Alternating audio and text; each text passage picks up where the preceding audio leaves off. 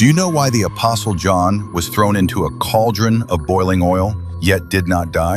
Many people remember that he wrote the book of Revelation, but very few know that before that world-shaking prophecy was ever written, Rome once tried to end his life with a pot of boiling oil. It was not an ordinary punishment. It was a public execution deliberately arranged for everyone to witness. Because John was not only the last living disciple of Jesus, but even in his old age, he refused to remain silent. He continued preaching Christ and testifying about the Lord who rose from the dead. To Rome, a man like that was more dangerous than any sword, because what he was shaking was not a city wall, but the hearts of people.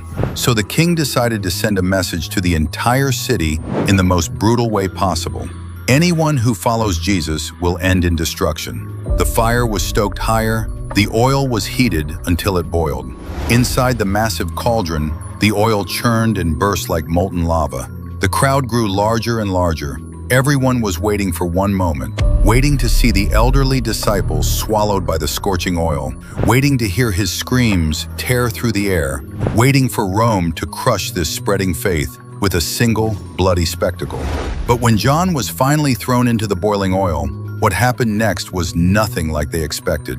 There was no scream, no struggle, no flesh collapsing under the burn of the heat, only a terrifying silence. Because John did not die. In that moment, it was not only the people who were shocked. Even Rome itself had to admit something. They could light the fire, they could heat the oil, they could drag a man to the instrument of execution, but they did not have the power to decide that man's ending.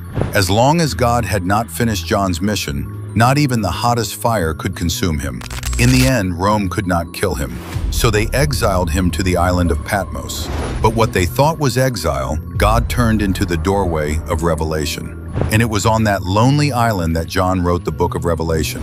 So the most astonishing part of this story is not simply that John was thrown into boiling oil and survived.